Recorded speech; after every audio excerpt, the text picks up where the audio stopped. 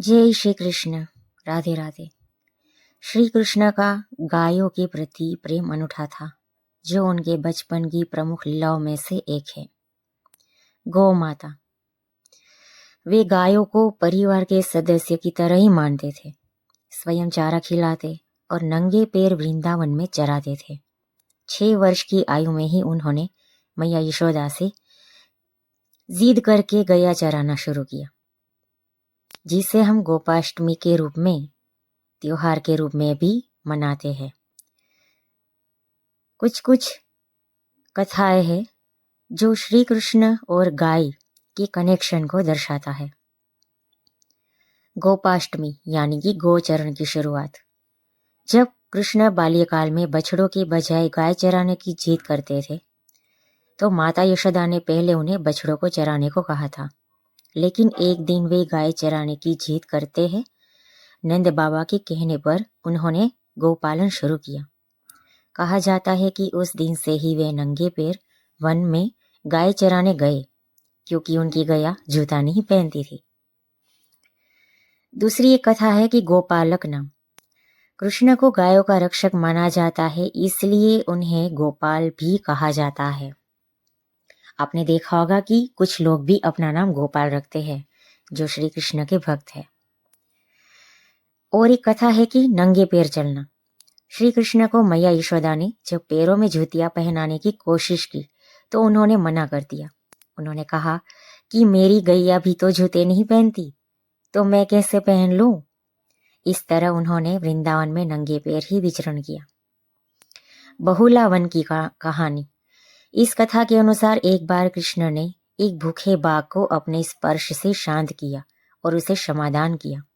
इस घटना के बाद ही उस वन का नाम बहुला वन पड़ा। हमारे हिंदू धर्म में गाय के प्रति प्रेम का बहुत ही महत्व है।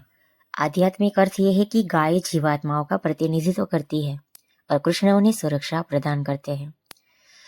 कृषि का प्रतीक भी है गैया।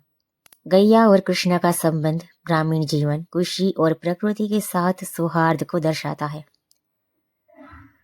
गौरक्षा का संदेश श्रीमद् भागवतम के अनुसार दिया गया है कि कृष्ण ने गौरक्षा को मानव धर्म बताया है। तो ऐसे श्री कृष्ण और गाय का यह पवित्र रिश्ता हमें सभी जीवों के प्रति दया, प्रेम और सम्मान का भाव रखने की भी शिक्षा देता है। तो अगर हम सच्चे कृष्ण भक्त हैं, तो हम गो भक्त भी हैं।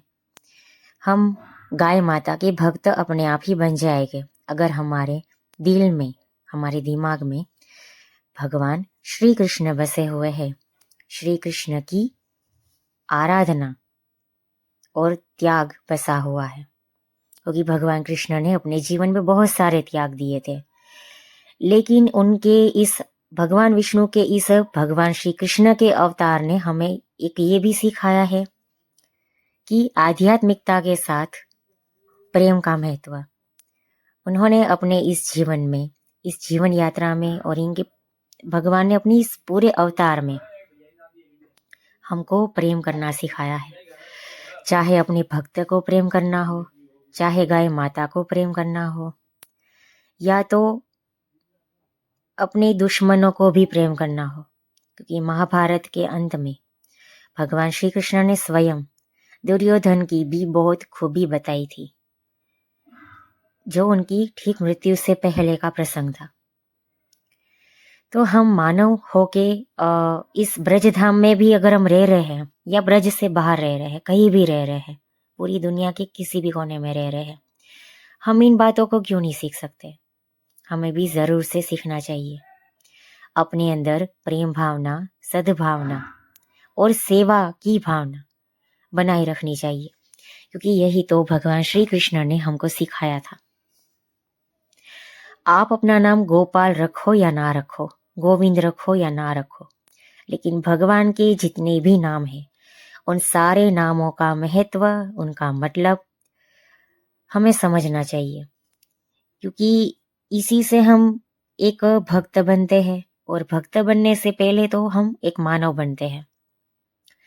क्योंकि सनातन धर्म वैसे भी हमें मानवता जरूर सिखाता है, और हमारी जो ये भक्ति परायणता है, सेवा भावना है, और प्रेम भावना है, वही तो हमें इस जीवन के अंत में, मृत्यु के बाद हमें मोक्ष में स्थान दिलाएगी। तभी तो हमें मोक्ष प्राप्त हो पाएगा। तो ऐसी बहुत सारी बातें हैं, चीज़ें हैं जो हमें समझनी चाहिए। मैं तो समझ रही हूँ वृंदावन में रह के, ब्रजधाम में रह के। तो मैं उम्मीद रखती हूँ कि आपको मेरी ये वीडियो पसंद आई और आपने गैयाओं की एक्टिविटी, जो गौशाला की छोटी सी एक्टिविटी है, वो बहुत ही पसंद करी। आपके मन को ज़रूर लुभाया होगा ये वीडियो। अगर आपको ये वीडियो पसंद आया तो लाइक कीजिए, शेयर कीजिए और कमेंट में राधे राधे ज़रूर लिख दीजिए। हमको बहुत ही पसंद आएगा, हम ऐसे और वीडियो बनाने के लिए प्रेरित होंगे। अगर आपका एक लाइक भी हमें मिल गया तो इसी तरीके से आप हमारी इस चैनल को सब्सक्राइब भी कर लीजिए, ताकि आपको आगे जाके ऐसे बहुत सारे सुंदर सुंदर दृश्य और भी देखने मिले। राधे राधे।